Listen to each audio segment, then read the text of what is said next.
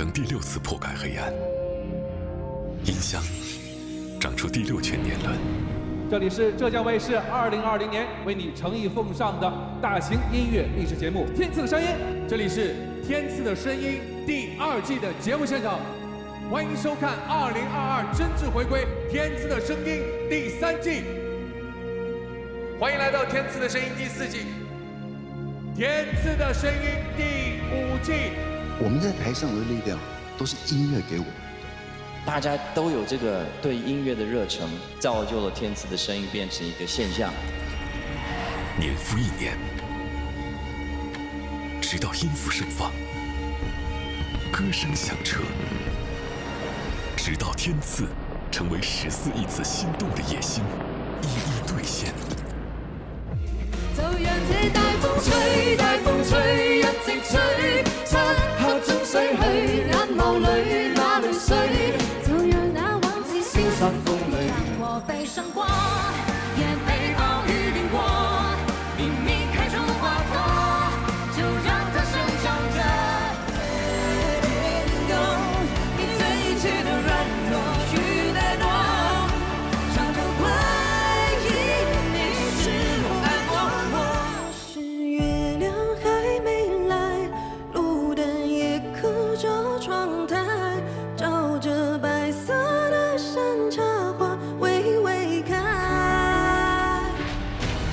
掌聲越響，越要攥緊了拳頭奔跑。歡迎來到《天賜的聲音》第6季。這一次，我們攤開底牌，用問題重寫規則。有很棒的作品誕生的地方，就應該是歌手集結的地方。踏實的、真心的去對待每一首歌曲，演繹出它該有的樣子。我們這個行業其實妙就妙在，你曾經多麼輝煌，你今天站在台上還是得從零開始。這個名字很浪漫，天賜的聲音，誰可以做到是天賜的聲音？在審美細分、曲庫歌劇的年代，什麼樣的作品才能讓專業和市場握手言和？爆款歌是一個可遇不可求的事情，在大家聽到這個歌節目播出之前，誰都說不準。一首歌它會流行，不見得它一定要多複雜，或者是說有多少的所謂的深度。我覺得熱門歌曲是為大眾服務的。每一首歌都有它存在的一個功能性，存在即合理。市場和品質，我覺得它都是要共存的。這是對音樂人的一個考驗，藝術水準和商業價值是完全可以達到高度統一的。如果沒有，就是你沒做到。做大眾喜愛的音樂，是我們畢生的追求。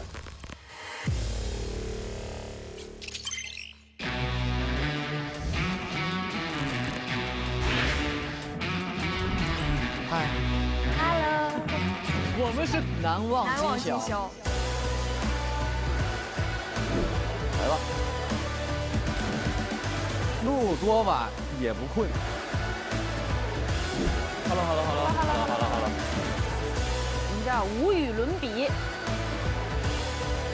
哎呀 ，hello， 大家好，老師們好。壓力越大，我們越強，我們就是超強彈簧。我們叫極王炸，超炸。嗨，易如反掌。謝謝大家好。哎呀媽，這沒事，不太合適吧？我說一點。天賜健康瑰寶，滋養音樂新生，歡迎收看浙江衛視大型勵志音樂節目《天賜的聲音》第6季，我是陳歡，向每一位音樂合夥人問好，歡迎大家。哇，這次非常特別哈，因為這是我們的第6季，所以會有全新的競演規則。接下來，我們即將進入第一個賽段——先聲奪人。大家聽過15秒定律嗎？在音樂行業，全球每天大約10萬首歌曲上線，而我們常常只用15秒的時間來判斷歌曲是否吸引人。如果這個時間內沒有抓住眼球和耳朵，對不起，下一首。歌曲它還是有它自己的一個創作的歷程，時代發展到現在這個狀況，我們需要去接受，這是對音樂人的一個考驗。能够在很快的生活节奏下，大家在短时间内能听到很多喜欢的这些音乐，这是一件很棒的事情。短视频的背后是流行的密码，是千千万万受众的喜好。所以第6季上来第一件事，请用短视频推荐你们的歌曲。每组合伙人已经预先提交各自的15秒短视频，他们将通过秘密点赞对6个短视频进行排序，点赞量最多的歌曲组合拥有优先挑选竞演对象的权利。先声夺人，先看小样。我在等你，等下完这场。哇，这创意太厉害了！满城卷地，经此生的别离。捧我们，捧我们。我觉得最起码是7、8票吧。因为我觉得我这个想法已经没人可以超越了。捧我们，捧我们。贺野是这样的，这个创意那个碧晨也想到了，但是我们后来选择没用。没用啊，还有更好的。对。你不投人家就算了，还要 diss 一下。没有了。但是我说好的，是好的。可是我肩膀在我的飞扬上。哎呀，挺累的。这太累了，这视频。妈，这个花钱了，这视频。我说昨天彩排的时候，隔壁我以为装修呢。哦，那我也听见了，嘣啊嘣哎。哪来的打桩机喂？因为实在没有什么创意嘛，我想跳楼机跟跳楼梯也差不多，而且很安全，也不害怕，也没有失重感。对。哦，咋子？转身就是一阵子心痛。情景剧，演上了，只好攥紧双手，人类黑气势里流啊流啊。镜头过去了。你说，往前走，往前走，莫回头。一瞬好短，咋子却望穿？走马的啊！薇姐太强了，哇，超绝创意！这个打破了我们的一个观念啊，15秒钟不是说一定要唱哦，15秒钟也不一定是15秒钟啊，我们这个更久30秒钟了，印象深刻，印象深刻 ，yes。我被一阵风困在这里，你就替我摘朵蓑麻花走吧，蓑麻花走吧，没什么创意。走不出了这座华山。用简单的言语解开超载的心，有些情绪。给2个赞助商全露出来。哇，好用心啊！你们这个做后期了。第一期来先把大腿抱起。对。哇。我真是第一次来，我真不知道就是大家是个什么情况。我就想说稳妥一点，至少不会出错。但是看到牛鬼蛇神，我说好，我说你们等着，下次你们给我等着。我们都在爱情里少一点天分，所以才跌跌撞撞，满身伤痕。总是要耗尽眼泪，不记得少了一颗。做一个对的人，谁晓得？刚才他们唱那个歌是他们今天晚上要唱的吗？不是吧？歌词是歌词他们就把旋律给换了。所以碧晨当时是怎么想的？我们当时想了很多，我们想过演情景剧，想过去楼道。你把人都说了，他们情景剧那边装潢，然后还有去楼道的，你等会儿。哎呀，都想到过。哎呀，觉得一般都。没有，觉得一般。没有，最后我们选择了觉得不适合我们，对，不适合我们。我们走一个双旋律。接下来呢，请大家到点赞点，轮流一个一个点赞，不能投自己。我喜欢那种意想不到的创意。这个创意真的很好笑，就是我觉得大家肯定都会喜欢它。因为他们演绎的实在太搞笑了，而且我特别想问一下，他们说的四川哪儿的方言？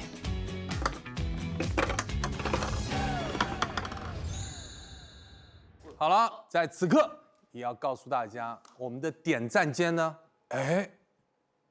正在发生一些很神奇的事情。有一位的加入，他可能会引起刚才投票间的一些变量。啥意思啊？啥意思啊？让我们欢迎 Stevie Ta。来了，来了！大叫！其实 David 哥是我们天赐的老朋友了哈。是的，今天6个创意短视频，只有其中1组能够获得最高的一个点赞数。每一种声音呢，都是天赐先生真实反馈、真心回应。接下来有请 David 哥跟我们一起来共同揭晓点赞数。David 哥，你想先揭晓哪一组？你来决定。那我们就先来揭晓这个碧晨。没有。来，这他1赞。一个，谢谢。谁投的？这一颗星谁投的？我请他吃饭。微信转200。好了。是我。你不是投了他们了吗？好，接下来 David 哥。那这个大山。不会是没有票？好，第2少的。第2少的开始了。第2少的。来，3、2、1，揭晓。一个。 3、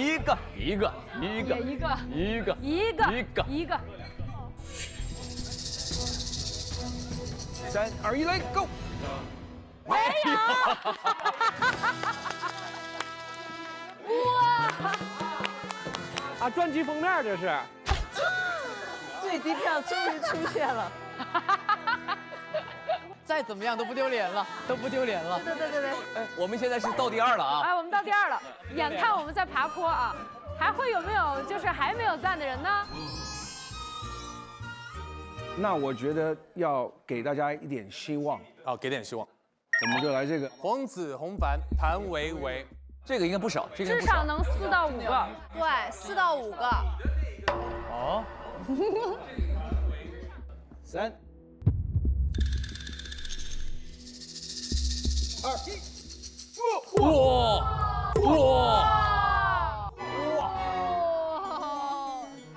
！6赞现在已经奠定基础了，至少过半，你们稳第1了。谢谢，哪有？6。我就想说，那下一个天亮哦，王源和姚小棠来了，3、2、1，哎，专辑封面，哎。啊！行，不丢脸，不丢脸，不丢脸，笑死！终于有人一起了，不丢脸。没事，我们结伴同行。我们搞不好第3，我跟你说，我们搞不好第3呢，我们1个。笑死！没事，稳住，1赞有可能第3，真有可能。好，接下来还有2组没有揭晓。好，那我们来跳楼机。跳楼机。好，来，3、2、1，哇，5赞。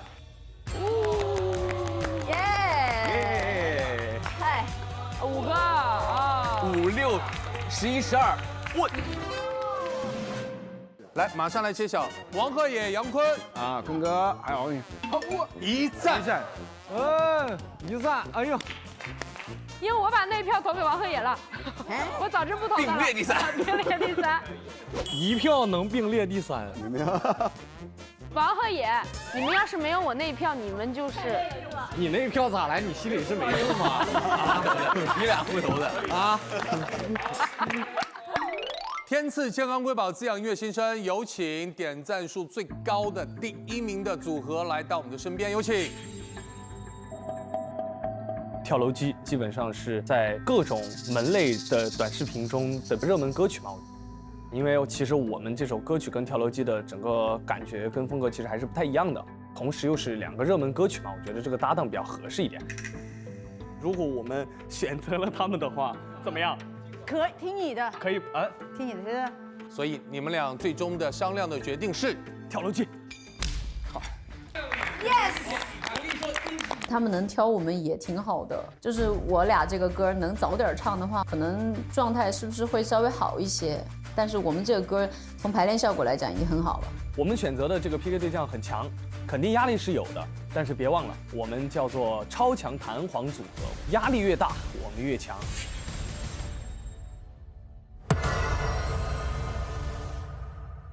不是我们是这么想的，就是我觉得啊，如果咱们两组都是并列第3嘛，那不如我们就组队嘛。可以啊，是不是？就觉得还挺有缘分的，刚好就接受命运的安排。对。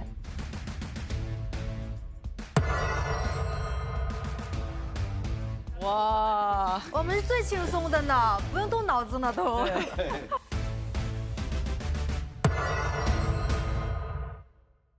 先声夺人赛段规则：3组竞演阵容依次上场切磋，每组竞演结束后，由声音鉴赏团选出1首待定金曲，3首待定金曲诞生后，由声音鉴赏团选出1首，成为本期推荐金曲。交锋在即，让我们拭目以待。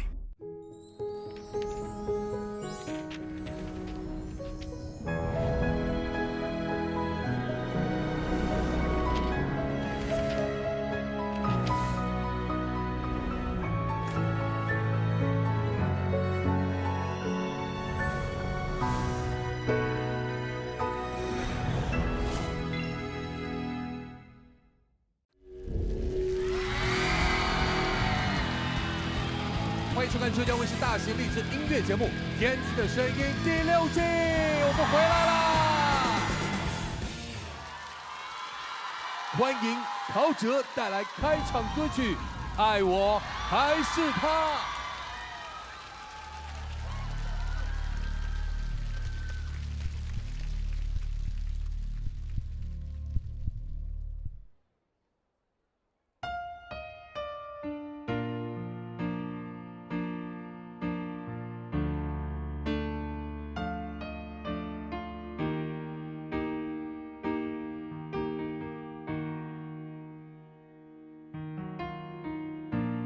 黑暗中的我们都没有说话，你只想回家，不想你回家。寂寞深得像海太让人害怕，温柔你的手，轻轻揉着我的发。你的眉眼说你好渴望我拥抱，你身体却在拼命找，但欲望在燃烧。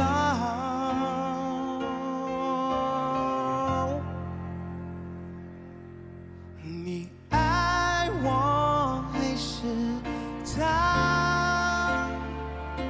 是不是真的他有比我好？你为谁在挣扎？你爱我还是他？就说出你想说的真心话，你到底要跟我还是他？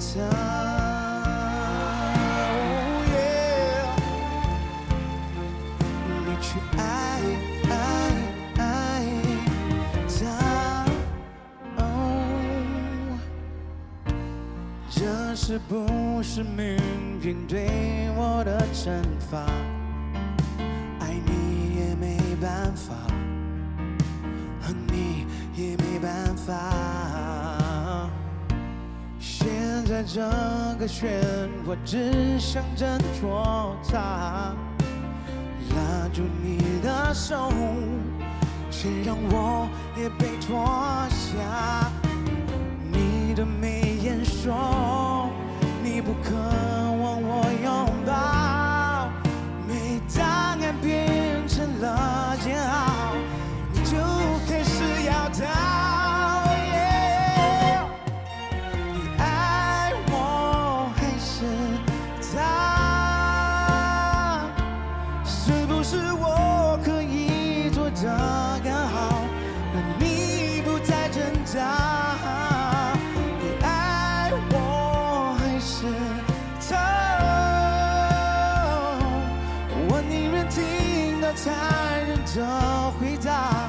也不要再被说。你爱我还是走？我为你找了100个理由，我就是那么瘦。你爱我还是走？是否沉默代替你的回答？我应该明白吧。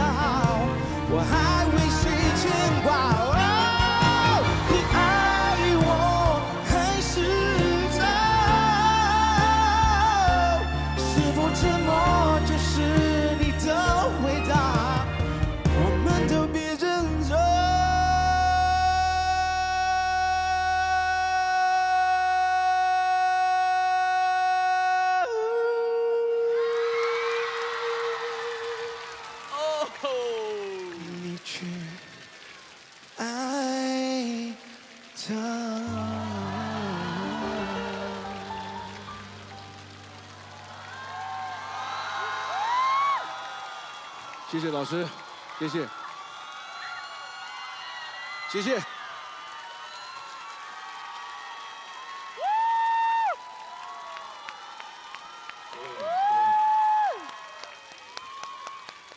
欢迎天赐的声音6音乐召集人陶喆回到我们天赐的舞台。谢谢大家好，非常的开心又回来天赐的声音了，但是我放眼望去啊，诸位都是华语乐坛您的后辈吧？也对了，在天赐舞台不断有音乐的新人来到这里，你有什么寄语要送给他们？我觉得创作其实作品是很重要的，对，就是希望大家可以花多一些时间在创作，把一些故事放在音乐里面。我觉得故事跟作品是会说话的，对，很重要。我觉得陶喆老师是这样子，就是因为每一次的舞台，其实他带给我们的其实都很特别，而且每一次带给我们的感受，为了让我们印象深刻，且让舞台变得独一无二，他一定会有自己 free 的发挥的东西。在舞台上紧绷住那一根去完整演出的那个弦的同时，去放轻松，享受音乐，同时跟大家互动交流，所以我会觉得这才是真正的大师。说得好，这个后浪不错，说得非常好。天赐的舞台上，每个音乐人都会值得被大家喜欢，因为无论你今天在华语乐坛是什么样的位置，但是在音乐这个世界里面，一直保持一颗谦逊进步的心。是的，是的。彼此在给彼此力量，在音乐的殿堂里面再进一步。谢谢 David 哥，再次把热情掌声送给陶喆。谢谢，谢谢，谢谢，谢谢陈安。有请 David 哥入座。首先有请第1组音乐合伙人，让我们掌声有请谭维维、黄子弘凡，加油！加油！加油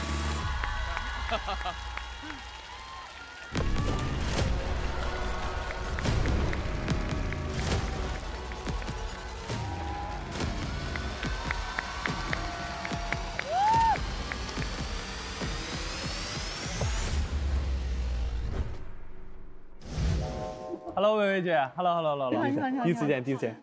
我是自贡的。我是成都的。啊，很近。我是自贡的。老乡。好的，生活过。虽然我之前没有来，但是其实都有看很多歌曲的卡段，都看了。第一，我是惊叹大家都真的唱得很好。以前我是觉得能不合唱就不要合唱，但现在我觉得，哎，有另外一个人，他在帮助你为了音乐，在这个舞台上去完成一个作品，那种你中有我，我中有你的那种感觉，我觉得我想多体验，因为以前体验真的是太少了。上次就来了一次，没来够。脑海倒叙你的微笑，听到熟悉的歌谣。跟这么多很棒的前辈们来学习，同时我觉得好好努力，在这样的舞台上能够收获100万点赞的金曲嘛。这个歌，哇哦，好难。对，但是其实蛮打动的。对，是的，是的。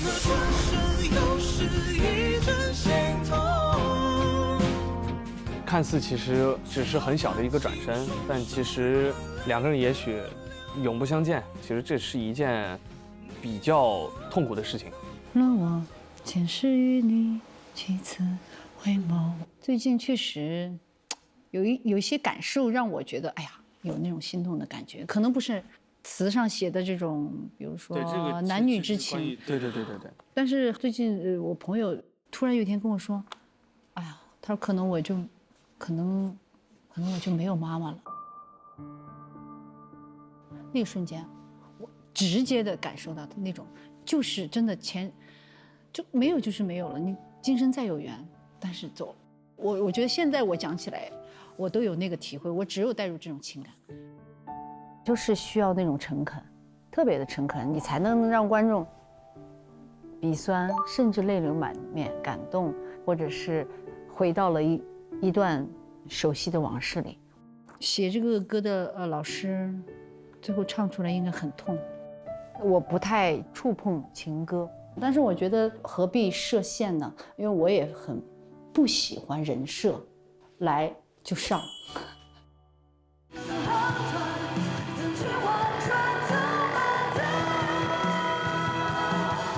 好累啊！哎呀，你们要不要降一个小2度？可以啊。减和声。哦，减和声可以啊。要不然你有一遍你先唱前2句，我唱后2句。也可以。排练的过程中很坎坷，歌曲做了大的调整。一瞬间我正在消化，就是得回去慢慢捋一捋，只好攥紧双手，任泪横流。河流。梦是否依旧，心是否依旧，心境是否依旧。天赐第6季的第1个舞台，作为天赐的新人，我要更加珍惜这个舞台，要每一个细节都做到位。第一次共同完成这个作品，我也希望给出自己100%的真心去呈现。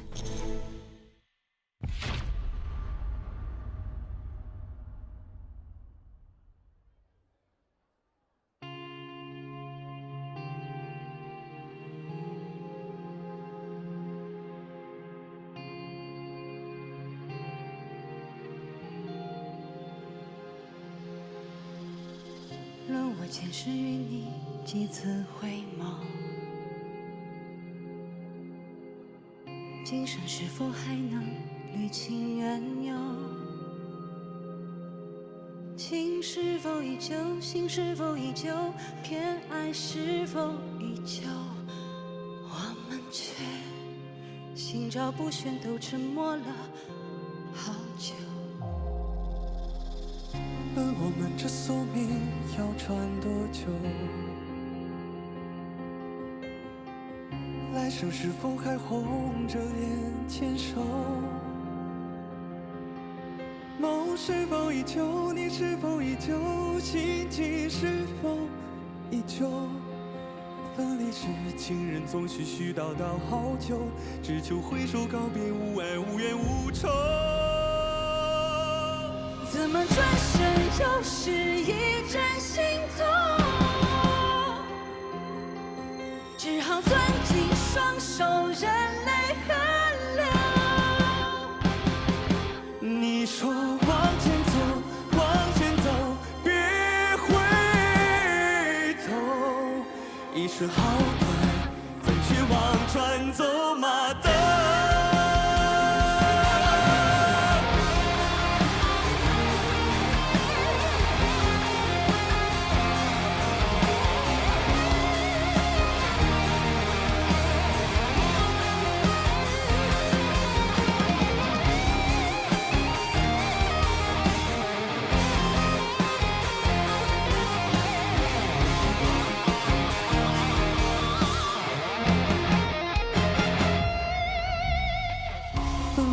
这宿命要转多久？来生是否还红着脸牵手？梦是否依旧？你是否依旧？心情是否依旧？分离时，情人总絮絮叨叨好久，只求挥手告别，无爱无怨无仇。怎么转身又是一阵心痛？只好攥紧双手，任泪横流。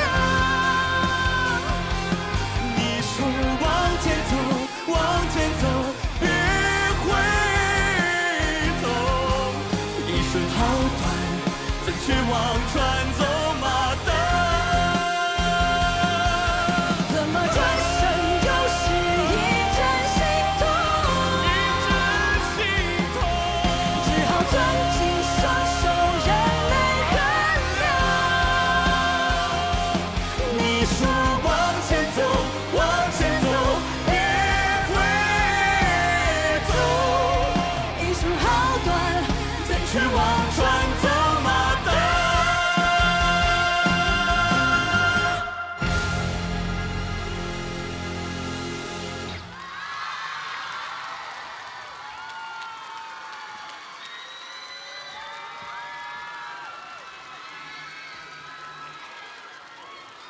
棒棒棒棒棒棒棒棒！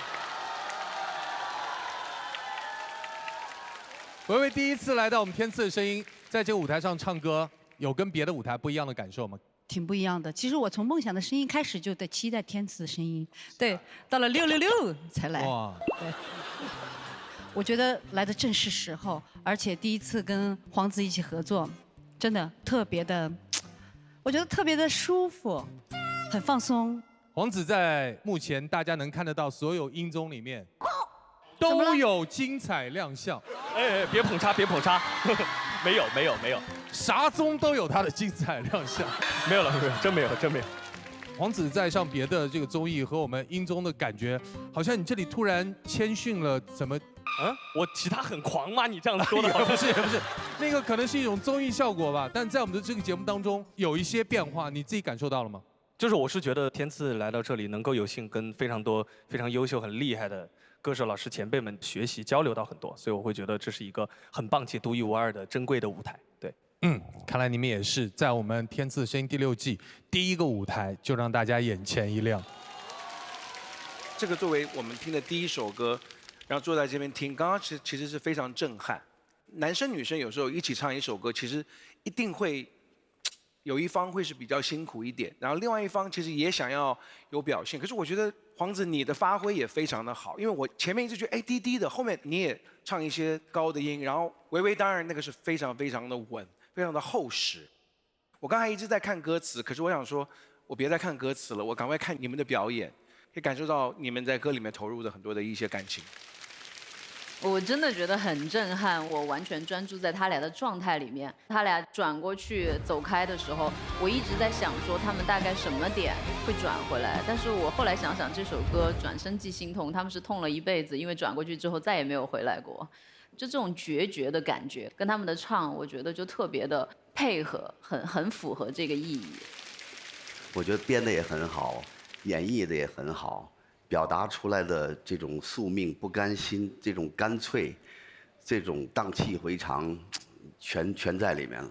对，谢谢坤哥，谢谢坤哥，谢谢坤哥。我们知道天赐的歌呢，一直以来都非常受到大众的喜爱。那这一季呢，节目也留给观众表达想法的时间。来，我们来听听现场朋友们的感受。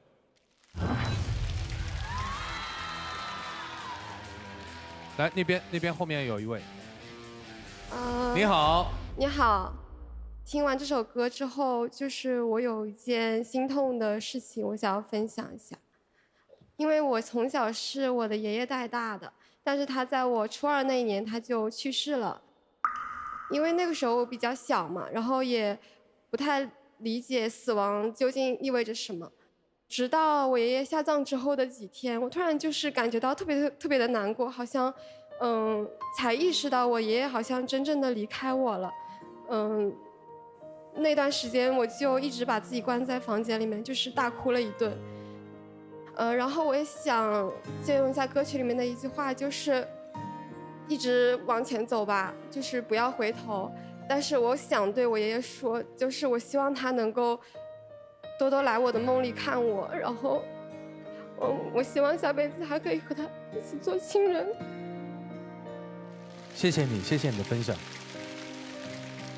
因为面对生离死别是我们人生必须要经历的一堂人生课题，但是我们要学会的是什么？对你爱的人一直要保持思念，因为只有思念，它才会永生。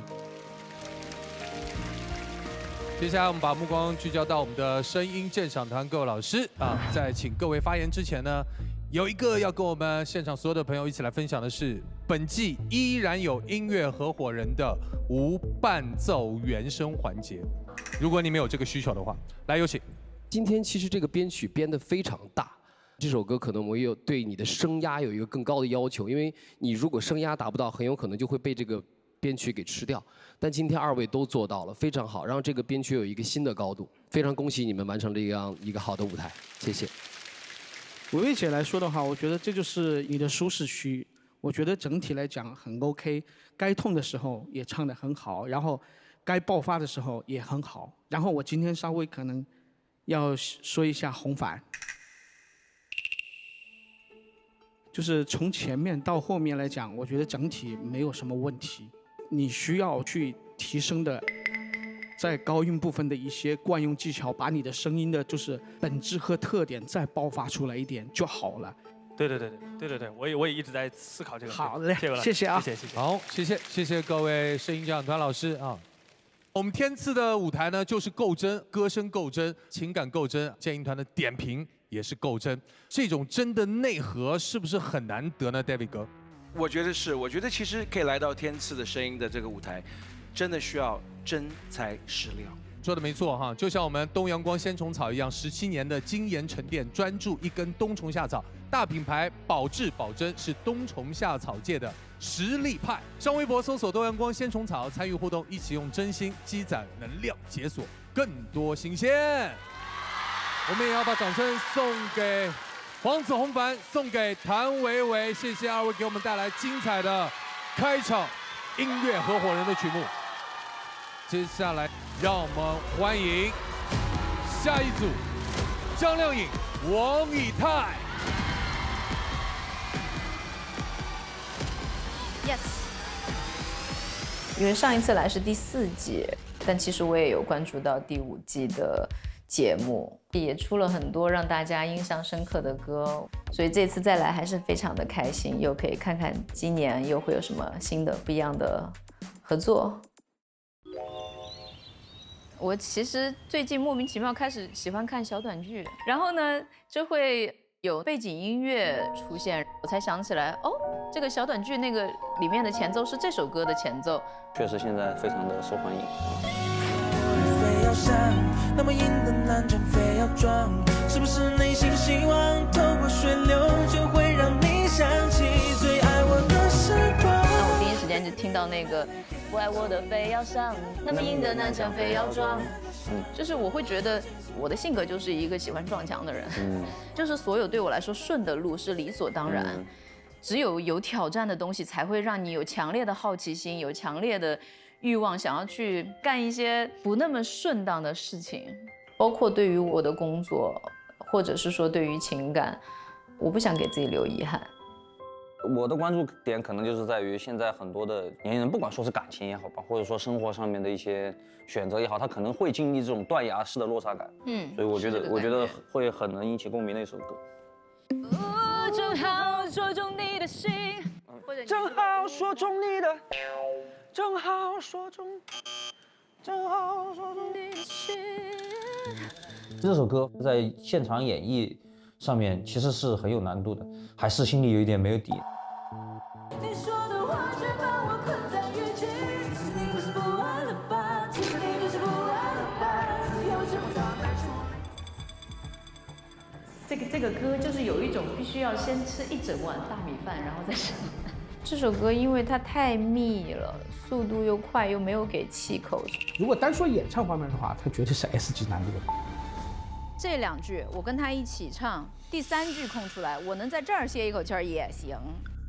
我们再试一下吧。行，没有任何一个人能唱完所有风格的音乐，所以我都是一定要先尽力而为。怀着紧张和期待，要完成我在《天赐的声音》的第1个舞台。天降大任于斯人也，我也希望能把它演绎出一种不同的情境、不同的画面。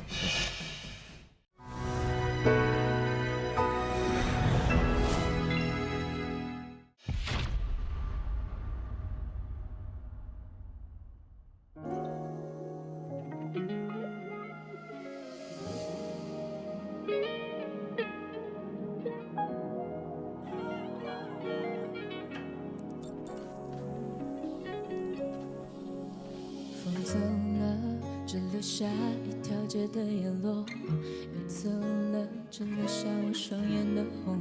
逼着自己早点睡，能不能再做一个有你的美梦？我好像一束极光，守在遥远的世界尽头。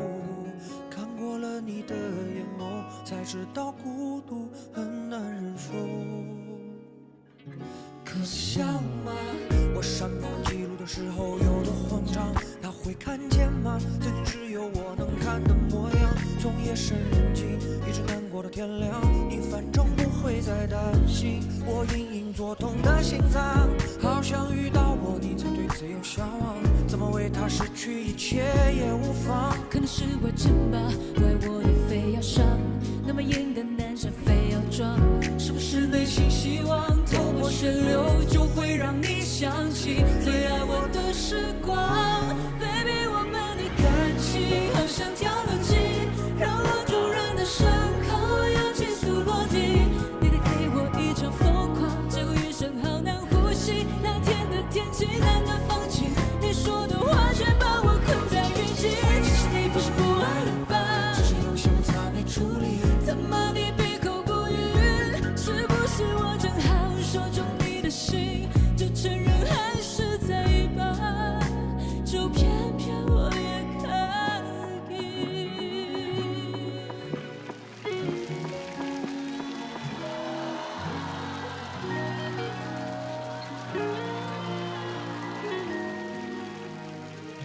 可笑吗？你的出现是我不能规避的伤，怎么能接受这荒唐？可能是我欠吧，不爱我的非要上，那么硬的南墙非要撞，是不是内心希望透过旋流就会让你想起最爱我的时光 ？Baby， 我们的感情好像跳楼机，让我突然的伤口要急速落地。你得给我一场疯狂，结果余生好难呼吸。那天的天气难得放晴，你说的话却把我困在雨季。其实你不是不爱了吧，只是有些摩擦没处理。怎么你闭口不语？是不是我正好说中你的心？是不是我正好说中你的心？是不是我正好说中你的心？就承认还是在意吧，就偏偏我也可以。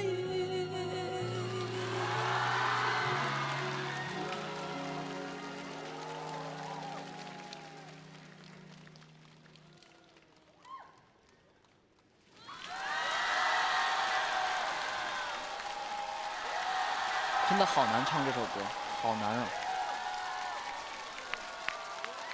在这里，我们要再次欢迎张靓颖回到我们天赐的舞台。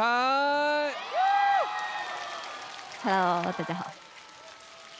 关于这首歌，大家会理所当然的认为，女歌手要唱男歌手的歌，可能就得升个 key。但其实我们刚刚唱的是原 key， 因为之前想说声调就变成了一个跟它一样是柔和的、连贯性的那一种。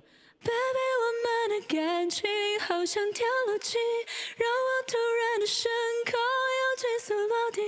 就变成一个柔和的版本，跟它一样，然后就需要铺很多的和声。但我后来想想，这首歌我仔细看了一下词，我觉得作者写得很妙，因为是2个人的合唱，所以最后我觉得这个感情应该要宣泄出来，所以我说那就唱男 key， 我就以一种更直白的一个方式来唱它。所以我跟王以太聊，你要像跟我吵架一样，几乎要打起来。我唱的是质问，他唱的是狡辩。对，我觉得吵架吵到一定程度的时候，当你无言以对的时候，一定有一个人要开始狡辩了，然后他就会变得很激动。所以以太，你只要说女生说的都对，对我狡辩一下，狡辩一下，咱们听着就行了。我觉得这首歌最 punch 的一句就是，Baby， 我们的感情好像跳楼机，哒哒哒哒哒哒哒哒哒哒哒，这一定是这一句。实话实说，作为私心，我自己也曾经把这首歌作为第一期我要唱的备选，因为这首歌确实现在在网上很红。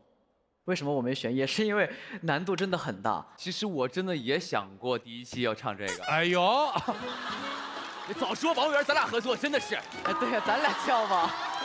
我当时没选这首歌的原因也是因为我唱这种词句特别紧密的，我容易给我唱急眼。哎，那不刚好合适吗？吵架了啊！对，要的就是急眼呢。你从那个风走了开始唱来，我唱前面这一块，然后到 Baby， 我们的感情好像跳楼机，毛你接好不好？我为啥要？咱俩合作一个。好，没问题。你说我这话接的，我这。我给你俩唱和声。可以啊！你高八度唱。OK。一直难过到天亮，你反正不会再担心我隐隐作痛的心脏。好想遇到我，你才对自由向往，怎么为他失去一切也无妨？可能是我欠吧，不爱我的非要伤，那么硬的南墙非要撞。是不是内心希望头破血流，就会让你想起最爱我的时光 ？Baby， 我们的感情好像跳楼机，让我突然。升空又急速落地，你带给我一场疯狂，劫后余生好难呼吸。那天的天气难得放晴，你说的话却把我困在雨季。接着往下唱。可能是我欠吧，不爱我的非要伤，那么硬的南墙非要撞。是不是内心希望头破血流，就会让你想起最爱我的时光 ？Baby， 我们的感情像跳楼机，跳楼机。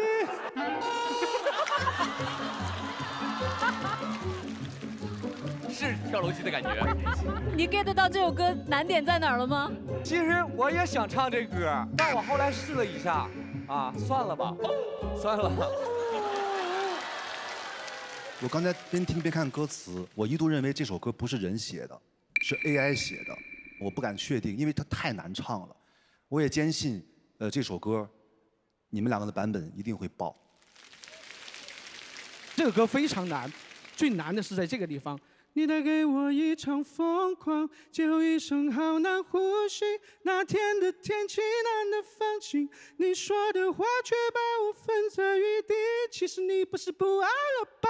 他这个地方是没有时间给你吸气的，所以最难的地方在这里。我觉得两位歌手演绎的非常棒，亮一姐很厉害，真的。谢谢。好，还有哪位观众想分享的？来，那边后面有一位。Hello， 大家好，我是德云社的相声演员尚九熙。Hello， 各位老师好。听完这个歌的时候啊，以太确实给了我很惊艳的感觉，因为一个观众的角度，因为觉得就是唱旋律的部分，可能对于 rapper 会有一些难度，尤其像刚才这个歌又是一种半说半唱的，就是我们行业会感觉那个像赶板，就是有些东西会哒哒哒哒哒哒就会追那个东西，然后就是很有难度。然后亮一姐不用说嘛，我觉得她还是驾这个歌也是游刃有余的，确实很喜欢这个表演，她的呈现出来就是这个戏剧性很强，也很精彩啊，这样子。谢谢。本轮两组音乐合伙人分别是谭维维、黄子弘般带来的《转身即心痛》和王以太、张靓颖带来的《跳楼机》。在两首歌当中选择一首成为本轮的待定金曲。有请5位老师现场合议，给予结果。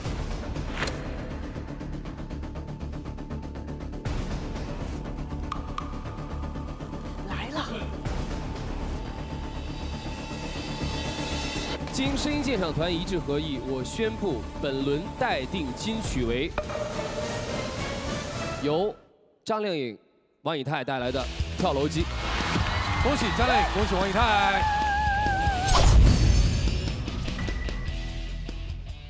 接下来，让我们有请下一组音乐合伙人，有请张碧晨、刘宇宁，加油！前几年其实都在做演员，然后期间陆续发了一些单曲。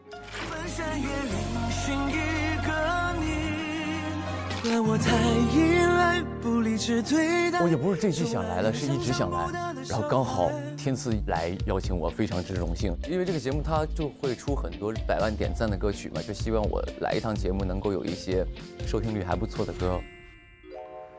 我跟你算是在这个节目里熟的，你毕竟是在这个节目4朝元老了，所以这一次第一期你带我觉得我是特别踏实的。行，好。我们2个的合作都是在直播里，所以这次非常开心能够在天赐一起去完成一个作品。所以这一次搞个什么歌呢？搞个情歌吧。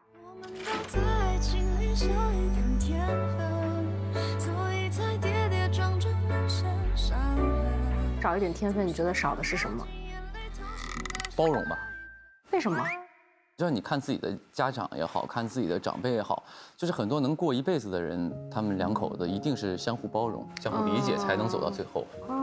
这首歌表达的其实就是2个人因为一些误会啊，可能就错过了，所以呢，也就希望，我觉得能够长久的一定是理解。我觉得是经历，就因为大家在年纪很小的时候，然后在爱情里面都是比较像没头苍蝇的那种状态，对。然后但是慢慢的经历一段感情，就会成长嘛，对吧？就会慢慢成长起来，然后这个天分，可能就会一点一点的学习起来。就是人跟人之间的关系是需要你不断的去摸索，去不断的收获、得到，然后再去尝试的这样的一个过程。所以，大部分人为什么总是忘不了初恋，就是因为他有很多遗憾。如果再给我一次机会，回到当年那个时候。或许我能做得更好，或许我能跟他走到最后，所以我就觉得可能是少的这一点点天分是经历吧。我们稍微设计一下吧，要不然就是行。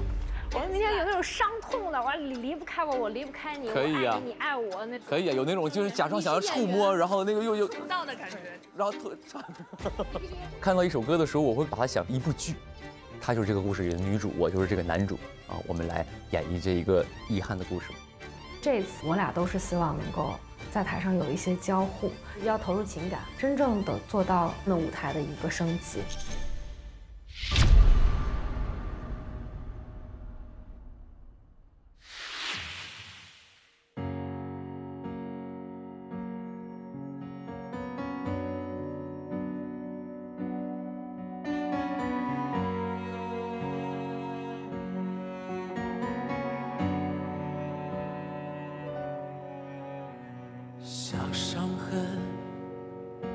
几天就愈合，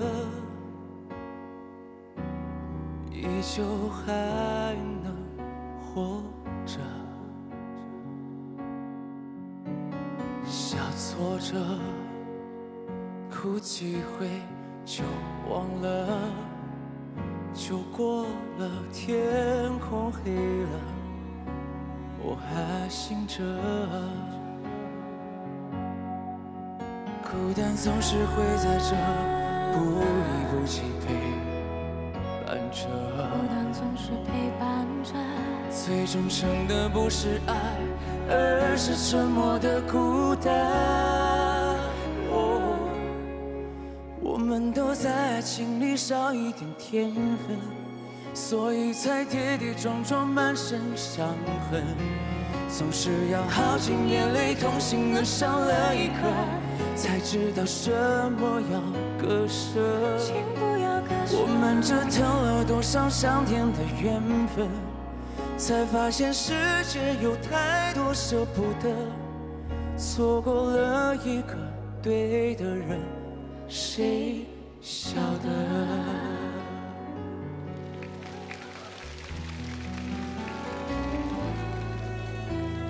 小伤痕。痛几天就愈合，依旧还能活着，依旧还能活落差。小挫折，哭几回就忘了，就光了，天空黑了，我还醒着。孤单总是会在这，不离不弃陪伴着。最终成的不是爱，而是沉默的孤单。我们都在爱情里少一点天分，所以才跌跌撞撞满身伤痕。总是要耗尽眼泪，痛心的伤了一刻，才知道什么要割舍。我们折腾了多少上天的缘分，才发现世界有太多舍不得，错过了一个对的人，谁晓得？紧咬着忍着痛，再往前走，是否只有我终究学不懂？爱情变陌生，错过再错，是否？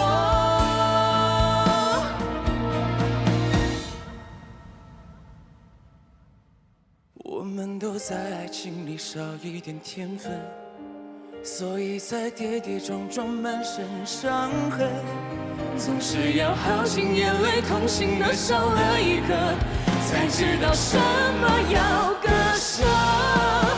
我们折腾了多少上天的缘分，才发现世界有太多舍不得，错过了一个对的人，谁晓得？我们都在爱情里少一点天分，才发现世界有太多舍不得，爱上了一个错的人，谁醒着？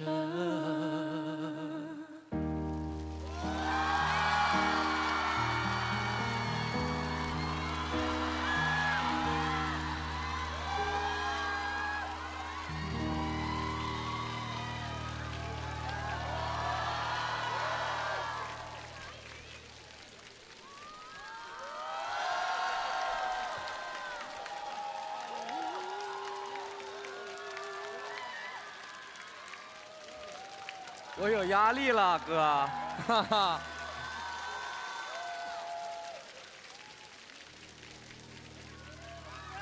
非常开心刘宇宁能够来到我们的节目哈。这首歌你什么感受？其实这首歌相对来说好像就还好，对，没有那么难，没有那么猛，对，就想说第一期搞一个稍微温柔一点的。哎呦，大家知道吗？这温柔一点不得了，刘宇宁他哭了。哇，说来惭，非常话长这件事情。哦，我来听听看。对，因为我们当时我们彩排的时候，我就说宁哥，我觉得你赶紧可以哭一下，因为他是个非常优秀的演员。然后这天赐的声音，而不是不是，因为就是因为我觉得我这辈子也没有什么机会去演戏了，但我就想跟他过把戏，但我自己哭不出来。然后我说，但是我是一个共情能力非常强的人，因为最近我就是刷小视频的时候，我看到什么狗啊什么的这种的，我就跟着哗哗哭，有哭点。所以我说只要你哭，我一定能哭。我说但你得哭得高级，你不能那种哇流眼泪。你就是我觉得男生就是要热泪盈眶，满眼通红，但是泪不出眼眶，明白？是最高级的哭法，就叫噙着泪，对吧？对。所以刚才宇宁他做到了吗？就是他做到了。哇。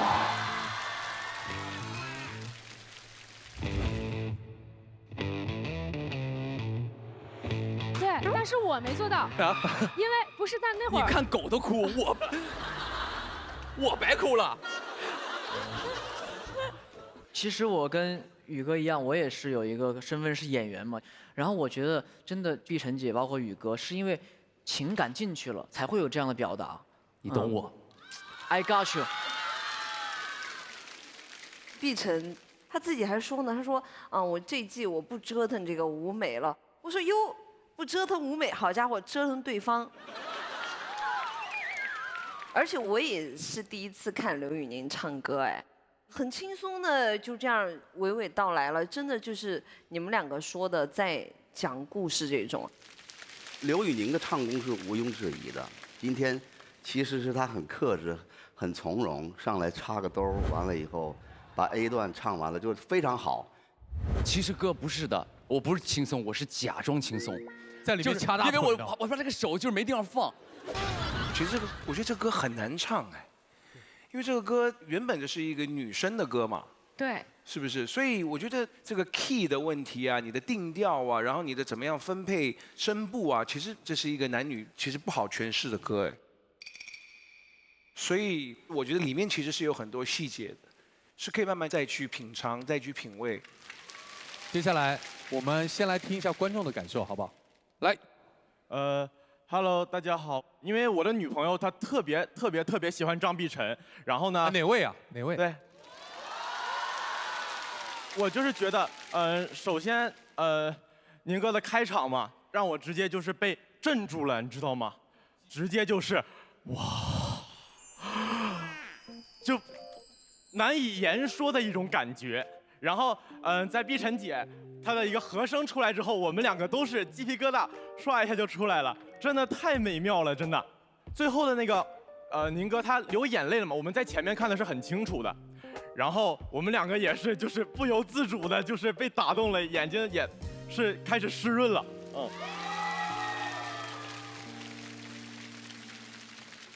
小宁是我第一次这么直观的去看你的现场，那第一次让我看到的现场，我觉得蛮意外的啊，就是你的声音的这种代入感和诉说性是非常非常好的，而且是非常高级的。我要使用一项我的权利，听一下二位的无伴奏的干声。来吧。不会吧？我们都在爱情里少一点天分。所以才跌跌撞撞，满身伤痕，总是要耗尽眼泪，痛心的少了一颗，才知道什么要割舍。我们折腾了多少上天的缘分，才发现世间有太多舍不得，错过了一个对的人，谁晓得？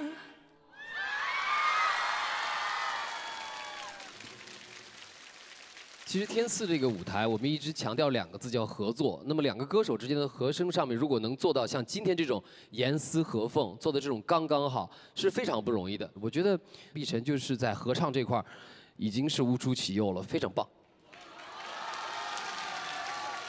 刘宇宁今天的表现，我觉得就真的是我可以用惊艳来形容啊，而且尤其是做演员有一些历练以后，我觉得。某个角度来讲，你已经变成了一个声音的演员，可以去驾驭，可能未必是自己的声线里边最合适的那种歌曲。再次把掌声送给我们的刘宇宁、张碧晨，谢谢2位。唱得好！接下来要上台竞演的音乐人是杨坤、王鹤野。我觉得天赐对我来说，其实就是职业生涯的里程碑。我每年都会来这里交一次卷子。以为天上的水，你也会记得，停留一下下热情的天分。我想早就拉心碎，汹涌潮水让我退。我觉得天赐对我来说是更像家吧。对，他会有时会批评我，有时会鼓励我。我觉得这就是家的感觉。我就觉得在天赐呢，就时不时能见到一些新鲜的面孔。对。完了以后见到了一些想见的年轻的朋友。时不时的跟他们在一起合作。我觉得上天赐还是对我是有些帮助的，因为如果你很长一段时间不去上这样的节目的话，年轻的人也对你没有太多的一些认识。去年做完了天赐这个节目以后，也会有一些商业的演出。看这些下面朋友的留言呢。可能那个年龄层会小一些，所以说我觉得趁这个时候，其实也不比年轻的时候的体力要弱到多少，这个热情要减了多少，你还是想往更好的一个方向发展。这可能也是我自己现在一直想工作的一个动力吧。所以我觉得还是要多来的。特别像你这个年纪，中国年轻人文化最自信的时候，唱古风呢，其实非常能代表中国的旋律，弘扬中国文化。而且你没发现我们唱的《下完这场雨》，它的歌词是非常非常有意境。下古坠落，剩下路对决不能，已经换三流那句熟悉。其实我喜欢下面。哎，对，下面这2句就是这个小感觉我觉得特别好。那年差点你呢，有点哭腔。对对对，背影亮了，很有氛围感。这2句，对，我喜欢这2句。一如万歌。现在要解决一个问题，我是觉得啊，情绪又有又没有，又断，要断要不断，没有那么流畅。我跟你想那个方法，就是如果你哼唱那个《张之麦古德》好不好？太多了，我感觉。咱们找一个青衣演。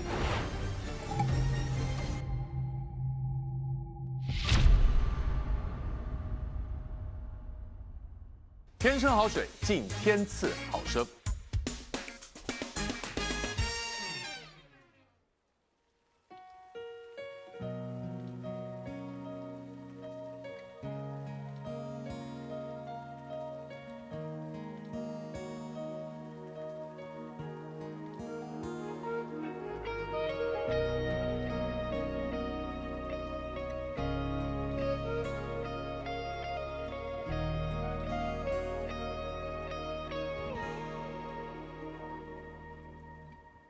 年久的皮箱装着还没放完的烟火，我提着寂寞撑伞穿过夜色，悲伤湿透了领口，别说破，且当作没曾来过。雨滴下古坠落，伞下路对决不能，已经还残留那句手写的珍重。哦，那年常听你的背影亮了，雨中我让一树挽歌。我在等你，等下完这场雨，满城原地，经此生的别离。心淡如洗，风流转四季，只剩回忆。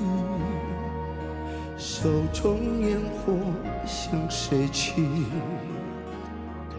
如果可以，别笑完这场雨，放慢朝夕，是与你的点滴。怕来不及，回眸再重温此刻如往事，散漫漫落，可是你。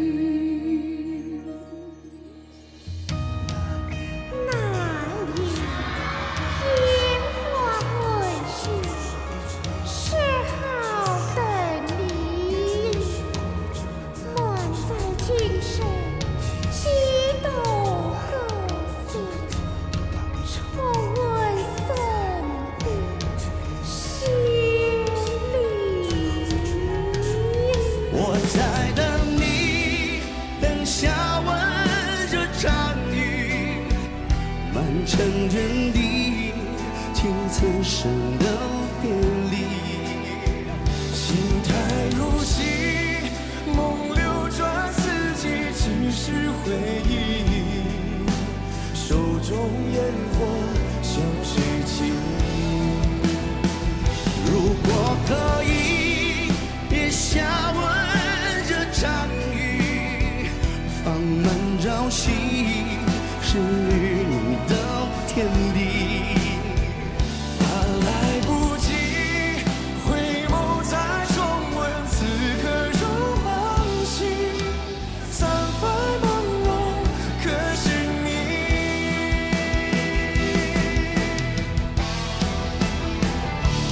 在等你，等你下完这场雨，满城原地，听此生的别离，怕来不及回眸再重温此感如往昔。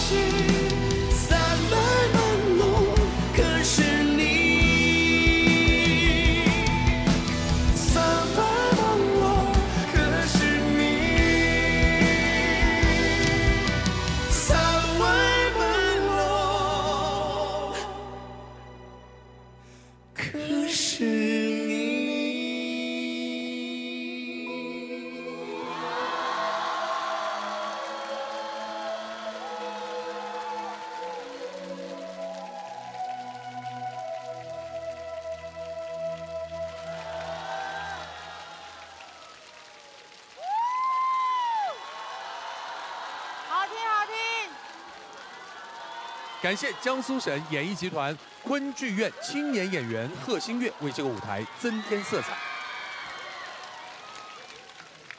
这一首歌我们听到的其实是古风和国风的一种结合，为什么二位会选择这样一首歌？因为我和坤哥都有一个一致的观点吧，就是中国风现在能引领世界了，所以说在这样的一个隆重的舞台上，就想把一些带有中国风的歌送给大家。我觉得中间的这一个戏曲老师出来的时候，真的是惊艳到我，非常的美。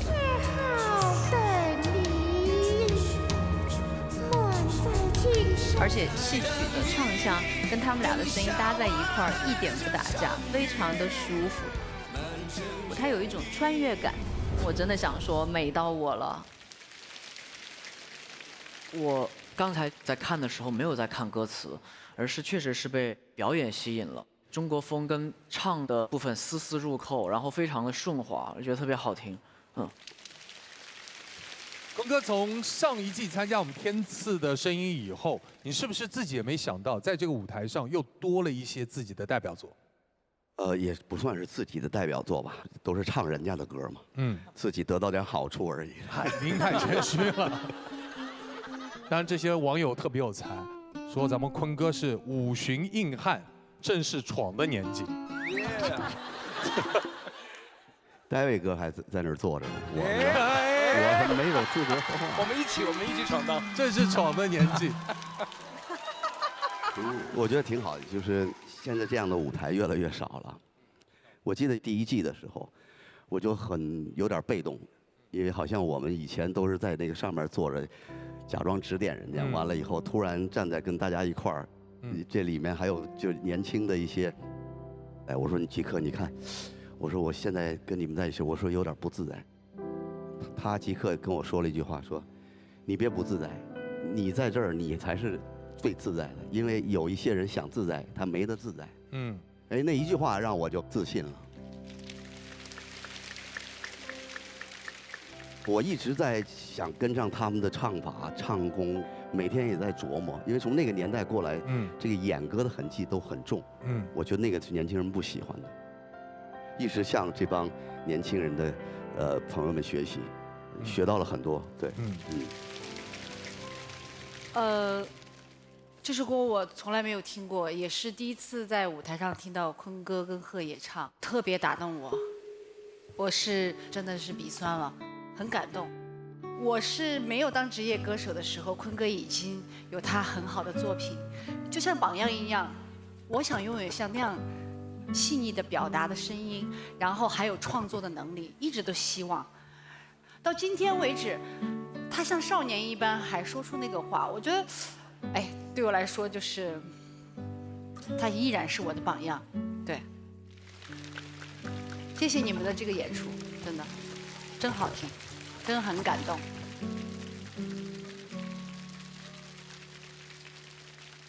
接下来我们听听声音鉴赏团各位老师的建议，有请。我想说一说贺野，贺野。其实从最早我做视频的时候，我说了你的很多毛病，比如说在唱歌的时候，有时候就是咬字有点含糊不清啊，咬字，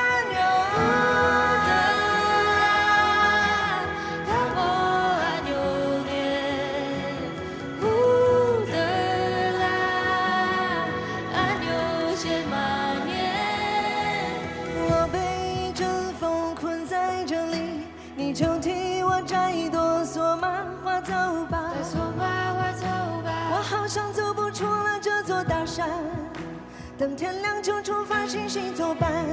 你说我们分开后有像花开满山坡，跟你说的那些风景你是否都看过？可我们之间的回忆它让心不再漂泊。没能带你回王朝，就为你采了这首出嫁歌。6月的索马，它见过了多少情人的眼泪。我被一阵风困在这里，你就替我摘朵索马，我走吧。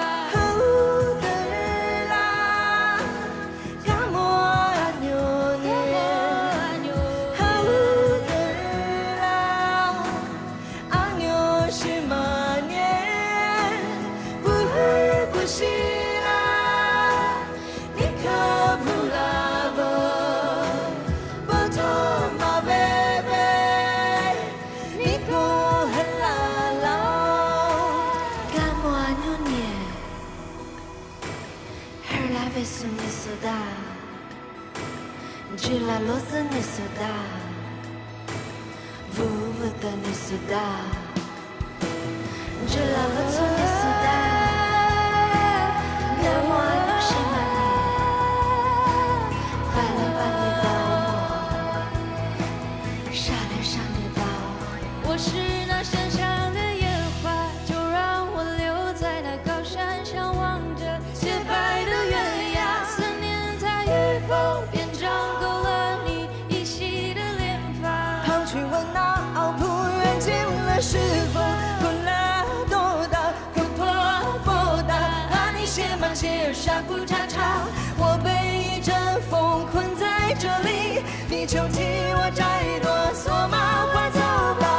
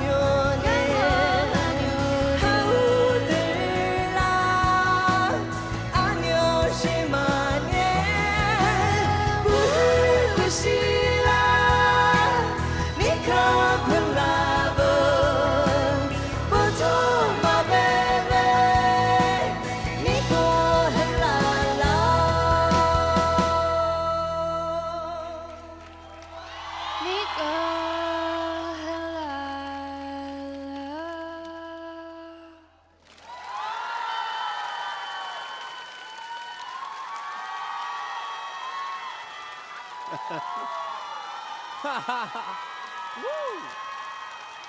牛，太牛了！他声音好好听啊！哦，这歌真好听。大凉山的都好听。瑞卓也是我们天赐的好朋友，从上一季来的时候，其实已经有很多收获了，对吧？这一次又跟极客一起合作了，什么感受呢？小的时候就用姐的歌，就是第一次到台上唱歌，然后10年之后嘛，就是合作了，然后就。带我到山顶，午夜美丽的村庄。午夜妈妈的泪水，午夜忧伤别困扰。怎么样？我还没有太老吧？没有哇，越来越年轻，我的天，越来越好看。然后我就是想说，圆梦了，今天算是。可能大家不知道哈，因为这首歌唱的是这个大凉山的一个故事，对吗？对，是的，大凉而山的故事。吉克本身就是大凉山的公主。讲这种话，我没有得到一个认证啊。没有得到一个认证吗？他有说我是村花。大凉山里的非常有野性的村花。我不接受你重新说，我是大凉山的公主。大家觉得村花好还是公主好？好了，观众认证了啊，大凉山公主。这是我可能在天赐最不紧张的一次。以前每一次上台前，然后跟我同事说，完了，嘴巴死顶了。每一次上台都是这样。但今天不一样，完全放松。不一样，真的就是自己本民族的东西，还是比较天生吧，所以就没有那么多想法，可能就哎我就能来，之前选择的时候有这首歌，但是我没有选，不知道为什么。后来看到MOMO口，我说这就是缘分，这就是你要唱啊！我穷尽一生要去学习很多民族民间的东西，但是吉克他生来就是大凉山的女儿，多好！你的血液里流淌的，这是让我非常厌恶的，我觉得特别特别的好。你一定要继续把本民族的音乐好好做好，而且我听了你的新专辑，依然是大凉山的歌曲，我觉得特别的好。谢谢姐，真的，棒棒。谢谢。可以看得出来，你们个性、肤色，所有的穿着都很不一样。可是你们在唱这首歌的时候，你们是一个灵魂的感觉。原来的歌词是被山困住，但是我们新的改的词就是我也没有被困在山里，我是选择留在山里。那我是自己有选择权的。我觉得这个是吉克姐和所有的现在的女孩一样，掌握自己人生的主动权吧。我觉得她好像是一个现代的女孩子，你知道吗？在我的概念里，然后我还是在那个山里的那个姑娘，但是在某一个时空，我跟她可能也就是一个人。无论我怎么样选择，我很好。这个就是这首歌到最后的这个寓意吧，对。来，有请。大家好，我是柯佳璐，我白天是互联网大厂的一个运营，然后我还有第二份工作。哎呦，对我晚上是来明星乐队的贝斯手。酷啊！因为我觉得《大山》这首歌所描述的这样的困境，就不是具象的大山哦，就这样的困境，我相信很多人在生活里面也会遇到的。就比如像我以前经常加班，那个时候我觉得自己可能就被工作给困住了，就找不到出口，就比较焦虑。然后我就开始一边工作，然后一边零基础的开始学贝斯。我现在已经坚持4年了，然后我还组了自己的乐队。了不起！对，但是我很开心啦，因为我觉得自己好像就是走出了自己的大山。加油！等一下，因为我担心我的老板跟同事会看到。放心，你是很酷的玩贝斯的这个音乐人，不要管你老板的态度。我还会好好上班的。好，谢谢你，继续加油哦。我想对就是瑞卓说一句话哈，我希望你在以后的日子里面，因为你现在还年轻，我希望你可以去多尝试一些新的风格，然后来填补一下自己。这样的话，你以后要唱任何的风格，你就可以挥洒自如。那我就不同意文老师的这个说法，因为吉克是彝族，我是蒙古族，那么瑞卓，你能告诉文老师你是什么族的吗？我是达斡尔族的。OK。我们3个都是少数民族，所以对你不知道他是什么民族的，他就该唱这种风格的。我认为，如果你让他现在一个年轻的歌手去唱 EDM、去唱 Funk， 我觉得没有必要。他应该把这个风格继续做好。一个年轻的歌手不要那么善变。谢谢。2个老师2种声音哈，这怎么办？纠结了。我觉得都有道理，那我也都试试。在这首歌里，他们有一个特别好的碰撞跟互补，所以我觉得我也要行使我们正音团的权利，我想听一下这个舞台的原声。好的，接下来有请老师准备一下。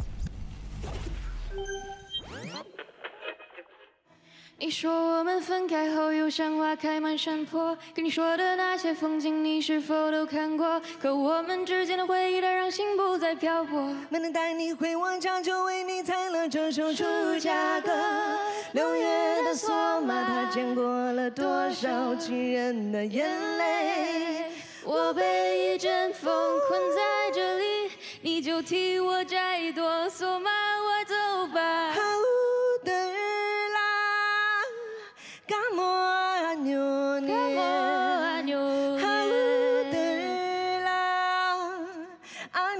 什么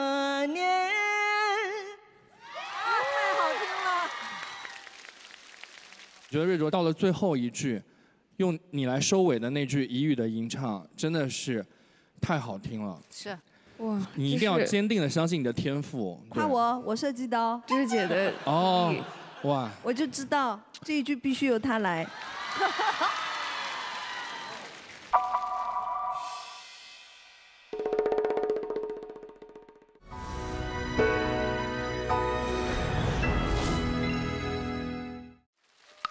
刚刚我看到以太啊，有些话要不得不说了。是的，其实我举手不是专门为了分享我对这首歌的想法，而是我真的很想在这里感谢一下吉克隽逸。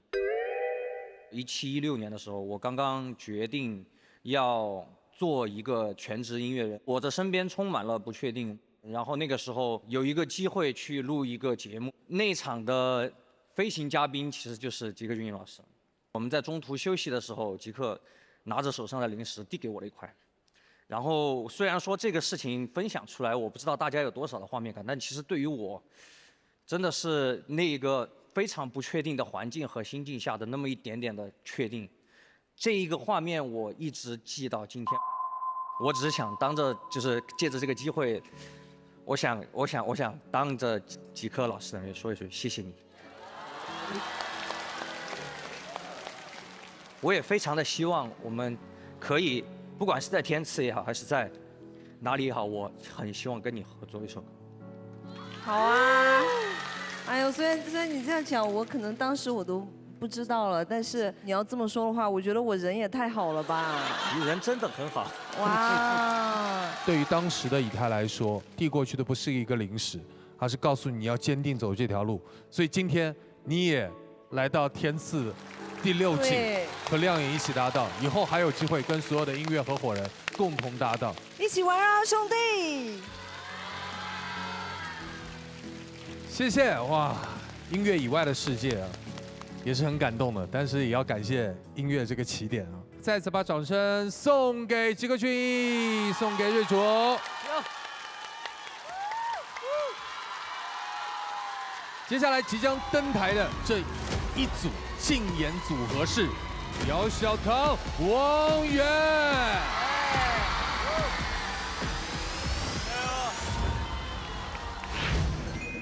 Hello， 你好，王源老师。我是小棠。好，你好，你叫我源儿就行。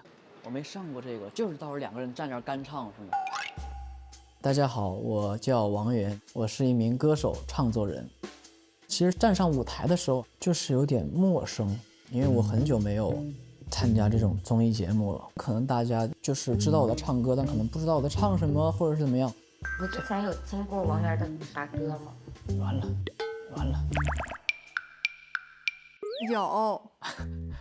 对，算了，我不问这种尴尬的话题啊。没有，因为我之前看过有一个综艺，然后你跟一个女孩唱了一首歌叫《骄傲》。哦，我那个时候还未成年，未成年。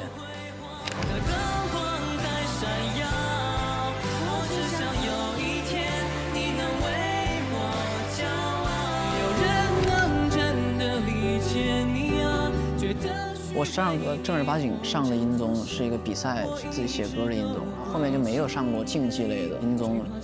但是我在来天赐之前，其实我也做过纠结，做过挣扎，因为确实天赐是国民度非常高的综艺。你说句不好听的话，你唱出来的歌是要交给很多人来评判的。但是最后我觉得，为什么我选择要来的原因，是因为我对自己的演绎我是有自信的，所以说我觉得好的作品交给大众来评判，给我提一些意见，我觉得是个好事。这次选了一首叫《下一个天亮》这首歌。等下一个天亮，去上次牵手赏花那里散步好吗？而且它的旋律一响，它把我拉回到小时候，就会想到小时候的街啊、巷啊、树啊、草啊，会有一点熟悉感。其实我一直觉得我是一个淡淡的愁绪的一个人，所以说。等下一个天亮，一起去牵手赏花那里再散步好吗？有些人可能觉得说，那我是在很开心的说啊，我们去牵手赏花那里散步好不好啊？有人会觉得说，哇，太难过了，就在祈求说我们去牵手赏花那里散步好吗？但我的点就是在于，我们分开了，但是我会有一点点难过，但我在平静地说这件事情。哦，我想到你了，我们如果下次还有机会的话，一起去牵手赏花那里散步，可以吗？类似这样的淡淡的愁绪的情感，所以这就是我对这首歌的理解。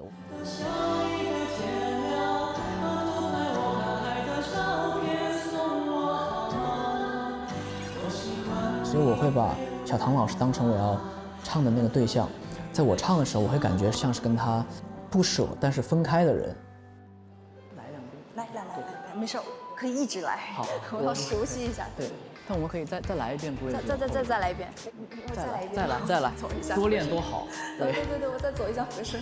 因为我也是一个希望可以多练几遍的，然后没有想到王老师也是，他是一个很敬业的一个唱作人。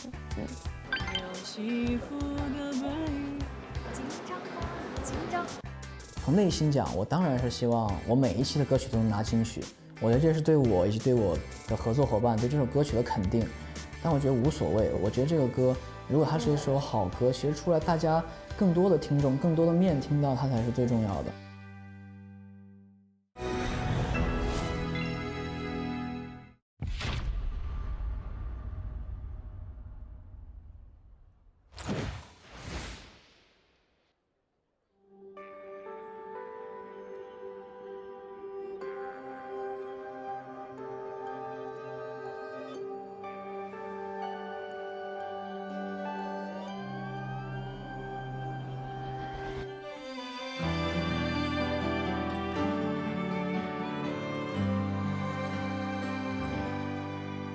用起伏的背影挡住哭泣的心，有些故事不必说给每个人听，许多眼睛看得太浅太近，错过我没被看见那个自己。用简单的言语解开超载的心，有些情绪是该说给懂的人听。你的热泪比我激动练习，我发誓要更努力更有勇气。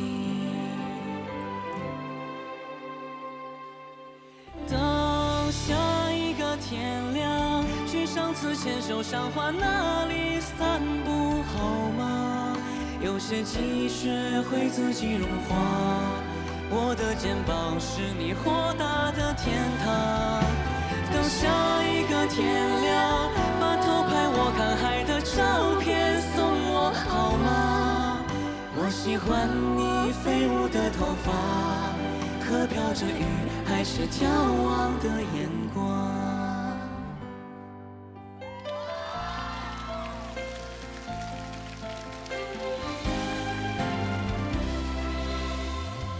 用简单的言语解开超载的心，有些情绪是该说给懂的人听。你的热泪比我激动练习，我发誓要更努力更有勇气。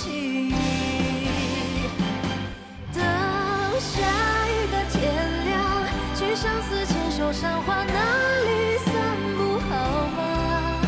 有些积雪会自己融化，你的肩膀是我豁达的天堂。等下一个天亮，把偷拍我看海的照片送我好吗？我喜欢我飞舞的头发和飘着雨还是眺望的眼光。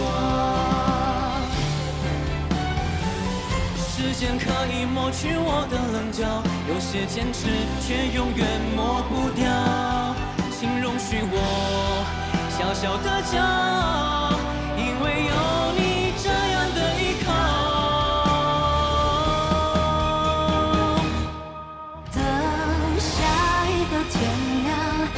相思牵手赏花，哪里散步好吗？有些积雪会自己融化，我的肩膀是你豁达的天堂。等下一个天亮，把偷拍我看海的照片送我好吗？我喜欢你飞舞的头发，可飘着雨还是眺望的眼光。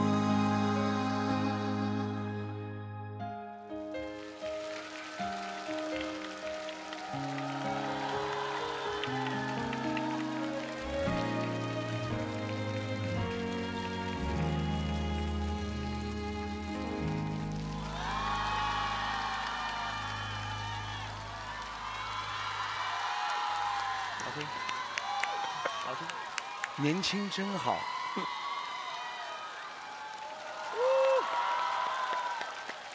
我们再次用热情掌声欢迎来到我们天赐的声音第6季首次登台演出的王源。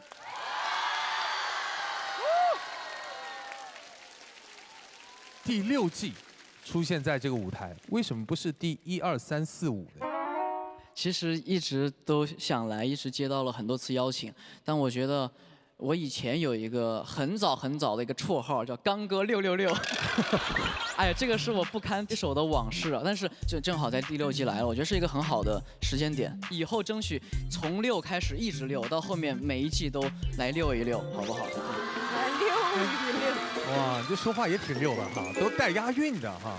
我应该说一说来天赐我的心理感受的，其实真的是特别的庆幸和荣幸吧，因为现在大家都知道我们歌手不会时常有机会能在这么专业的舞台上面有这么多听众，然后每周能结识新的朋友，唱新的歌，就相当于在练歌了。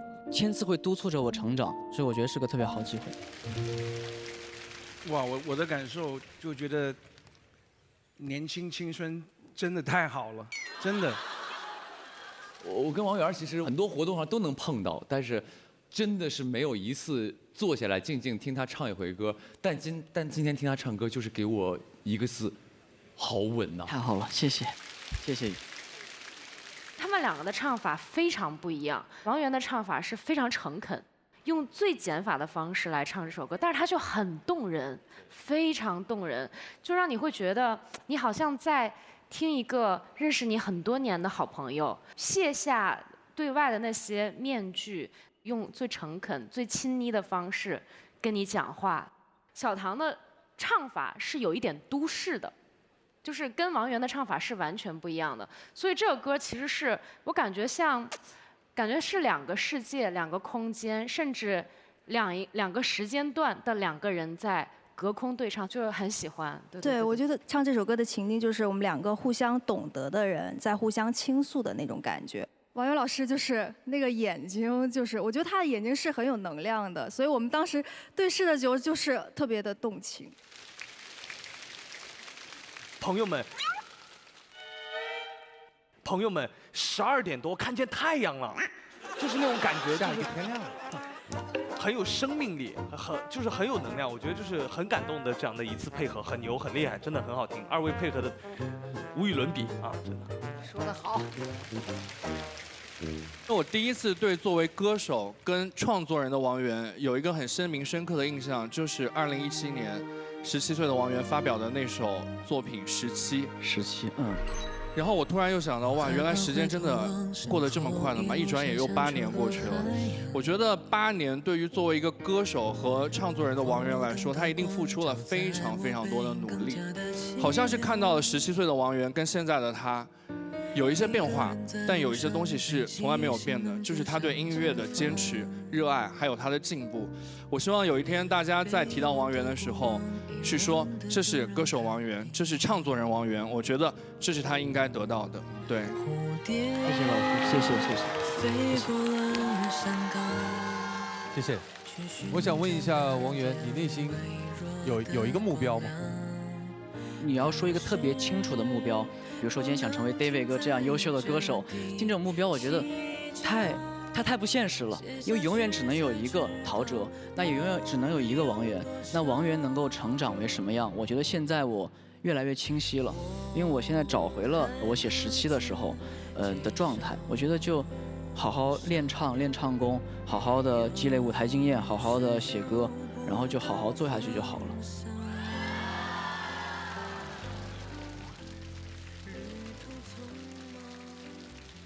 小唐啊，不用讲了，这个就熟到不能再熟了哈。这个去年立了个 flag， 说如果说没有拿到金曲就剪头发，对，对吧？所以今年有没有 flag？ 今年我的 flag 就是不立 flag。对，因为去年每一期都是脑子想我要拿金曲，我要拿金曲，我不要剪头发，会有很大的压力其实。但我觉得今年我要升级小唐2.0版。哦。对，然后希望有不同的那面带给大家。毕竟我们这次是天赐的声音666。好土啊！接下来就要请我们声音鉴赏团在2组音乐合伙人之间选择其一，成为本轮的待定金曲。Almost there。经声音鉴赏团一致合议，我宣布，本轮的待定金曲为王源和姚小棠带来的《下一个天亮》，恭喜！恭喜王源，恭喜姚小棠。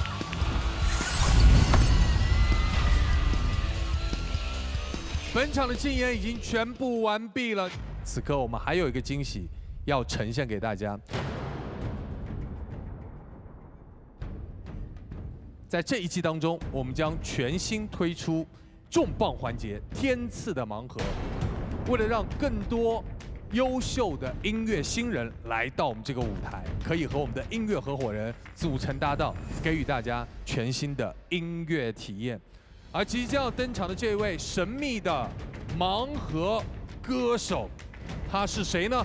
马上进入天赐的盲盒，让我们有请他登场。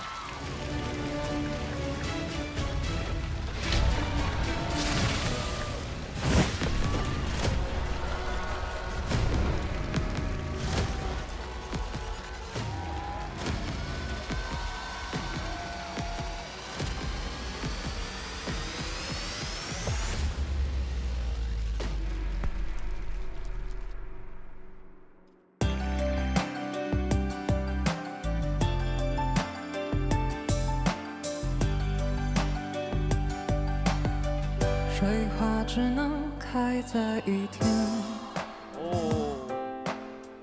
烟花要绽放在黑夜，雪花多舍不得冬天，小舍不得和你说再见。谎言并不代表欺骗，诺言也不一定兑现，誓言就都留给时间，就请把从前留在今天。天亮以前说再见，笑着泪流满面，去迎接应该你的更好的明天。昙花若只一现，更要开得耀眼，别回头去拥有属于你更好的世界。天亮以前说再见，让我留在今天，去保护我们最美最好的夏天。情丝若水三千，只取一瓢眷恋，当你来过的纪念。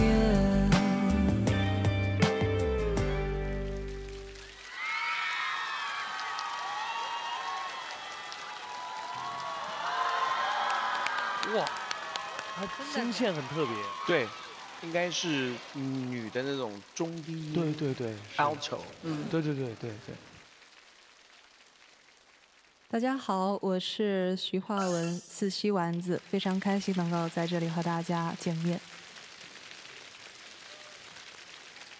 但丸子其实一开嗓，大家应该马上就哇一下就来了，对吧？哇，你这个声音跟你的这个长相好像就应该是这样的，对不对？就这种感受，所以你的声音天生就是这样的，稳稳的。在大学之前，我是有学过美声的，所以老师会要求我让我的音色变得更加尖锐一些。但是有毕业以后，我还是选择了自己最舒适的音色。你的声音听上去特别的慵懒，但同时很有质感哈，辨识度非常的高。其实很期待他把整首歌唱完，它就像是这次这个舞台演出的一个调味剂，能够让我们就是感受到一种不一样的那种情绪的一种冲击，然后能调节我们每一个人的状态。所以说，很喜欢他的这首歌能够在这个时候出现。丸子，我跟他合作过一次，在我们另一档节目《有歌》的那个舞台上合作过一次。怎么做，你才能那样爱我，给我快乐，但又全部离开我。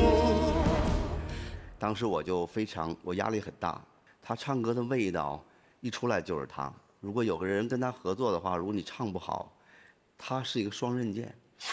对，就是如果你们的音色匹配的话，给歌加分；如果你没有把握的话，他的声音太强你。所以上一次合作完以后，坤哥你的感受？上一次合作的不是很好，我合作的丸子发挥的很好，我合作的不是很好。但是我觉得好啊，那我们这还有机会嘛？如果这一次丸子还可以在我们中间找一个他愿意合作的人啊，如果不幸选中了我，那么我也再可以把之前那些不完美的地方，在这次舞台上尽量的让它完美一点。哇，一切皆有可能啊！当然，我们这个全新的环节叫天赐的盲盒，我们的神秘盲盒歌手来到这里，是在一档节目最后结尾的时候，给大家带来他自己独特的嗓音，呈现惊喜的。我们看一看有没有机会，今天的丸子会跟场上的各位音乐合伙人老师建立一个合作的关系。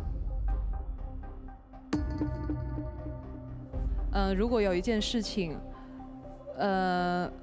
有人觉得不完美了，那么我希望通过我的努力把它变得完美。期待杨坤和四喜丸子在下一场的舞台表现。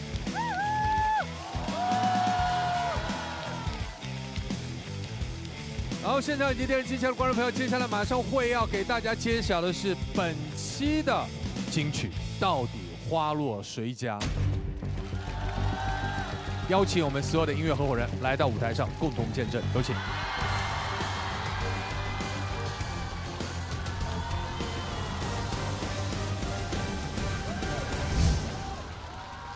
也有请5位现场慎重合意给予本期的推荐金曲。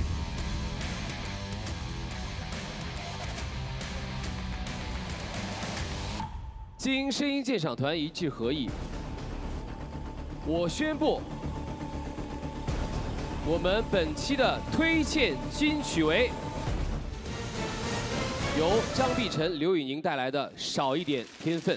所以在这里要恭喜张碧晨、刘宇宁《少一点天分》成为本期金曲。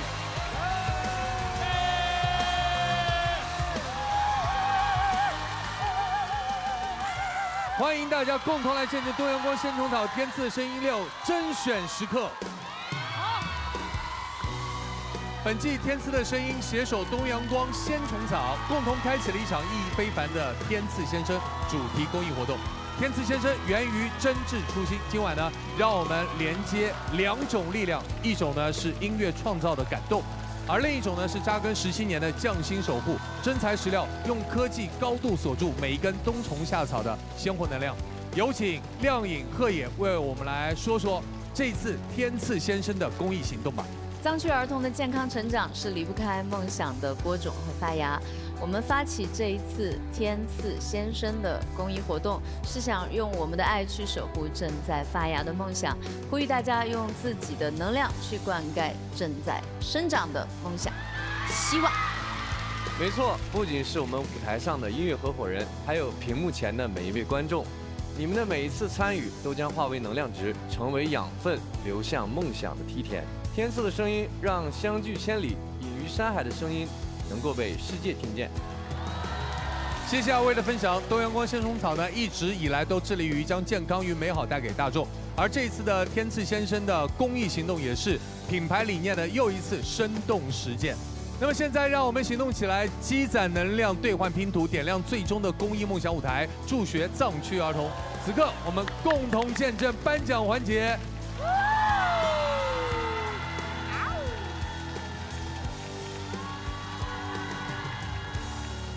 我们节目当中每一次都会有不一样的惊喜，但我相信这源于音乐给你带来的感动。下期精彩不断，让我们下期天赐的声音6不见不散。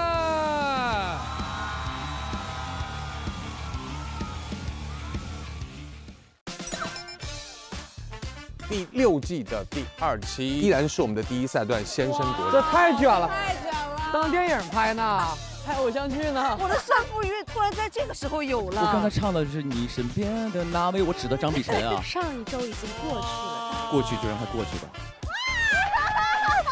太爱看了，这节目突然好好看哦！我的天哪！啊，打起来了，好看。